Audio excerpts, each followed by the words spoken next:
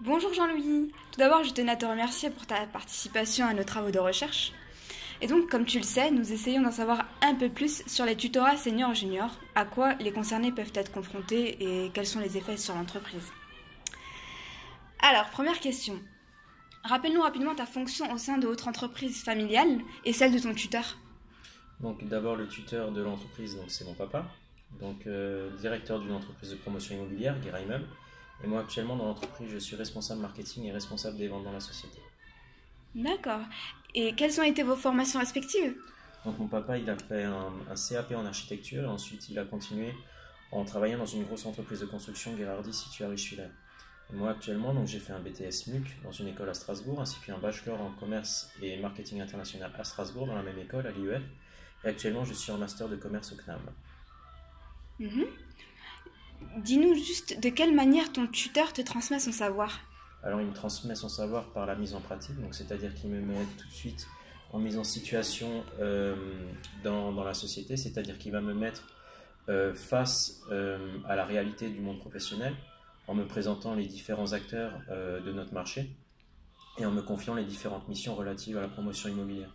C'est-à-dire qu'il va me mettre en relation avec les contacts directs de la promotion immobilière en me montrant, bien sûr, en me donnant des exemples, en me donnant aussi, en prenant des notes, en disant voilà, il faut faire comme ça, comme ça, comme ça, les différentes étapes pour mettre en place, par exemple, un projet dans la promotion immobilière.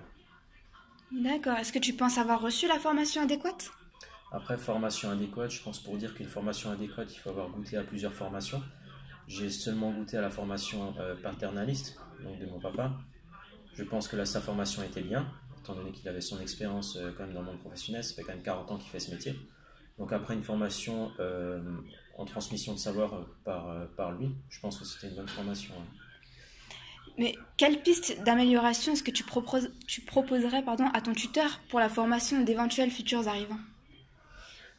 Je pense pour qu'une formation soit complète, il faudrait goûter à plusieurs sociétés, c'est-à-dire s'acquérir le savoir de différentes entreprises dans un secteur bien précis. Par exemple, dans le monde de l'immobilier, avoir un savoir dans l'entreprise dans laquelle je me trouve actuellement, comme dans une autre entreprise de l'immobilier, afin de se forger vraiment des connaissances précises sur le domaine et pourquoi pas aussi proposer diverses formations dans des pôles de formation dédiés vraiment à l'immobilier, par exemple. D'accord. Et donc, comme tu nous disais, ton tuteur est donc ton papa. C'est ça? Et je voudrais savoir, est-ce que vous êtes toujours d'accord? Non. Il y a un grand clivage au niveau des âges, c'est-à-dire que lui, il est de la génération donc, des années 50, il est de 56, donc il est proche de la retraite, il a 60 ans. Et moi, je suis donc dans la vingtaine, 23 ans, donc il y a parfois des divergences au niveau des opinions, étant donné que mon papa a quand même une vision assez ancienne des choses, c'est-à-dire que pour lui, à l'époque, le terme de marketing management, communication, c'était vraiment très superflu, ça n'avait pas vraiment d'intérêt ou d'impact dans la société. Pour lui, le but majeur de la société, c'était s'il y avait des sorties de fonds, il fallait qu'il y ait des rentrées, donc il fallait bien sûr faire du chiffre d'affaires et vendre, alors qu'à l'heure actuelle, ce n'est pas forcément la vision de la jeunesse. D'accord. Donc, du coup, avant ton arrivée, est-ce que tu pourrais nous dire quels outils étaient utilisés pour accroître votre notoriété et développer finalement votre portefeuille client? La principale ressource qui était mise à l'épreuve, c'était les ressources humaines, c'est-à-dire que tout était basé sur le contact, la relation clientèle. Malgré qu'on soit juste 4 salariés, mes parents ont décidé de forger un sentiment de convivialité et de proximité avec les clients, en développant bien sûr le dialogue et en la fidélisation des clients sur la convivialité, c'est-à-dire vraiment prendre limite le client comme un ami. Il n'y avait Mhm. pas d'outils spécialement dédiés à ça. Mhm. Donc justement, je souhaiterais rebondir là-dessus. Donc depuis ton arrivée, quels changements ont été opérés? Bah, il y a la mise en place par exemple d'un site internet qui permet la communication, la mise en place de la notoriété de l'entreprise. Il y a la mise en place d'une base de données clients parce qu'avant il n'y avait aucun document qui était dédié pour la prise de coordonnées des clients ou quoi que ce soit, pour les Mhm. relances téléphoniques par exemple. Donc il y a une base de données clients qui a été mise en place, le site internet.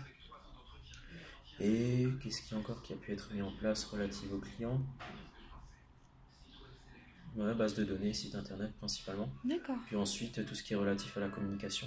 Par exemple, mise en place de publicité sur le lieu de vente, mise en place d'une bulle de vente pour accélérer les ventes, mise en place de publicité au sein de la presse, etc., etc., sur divers médias, quoi, qui n'étaient pas forcément utilisés auparavant.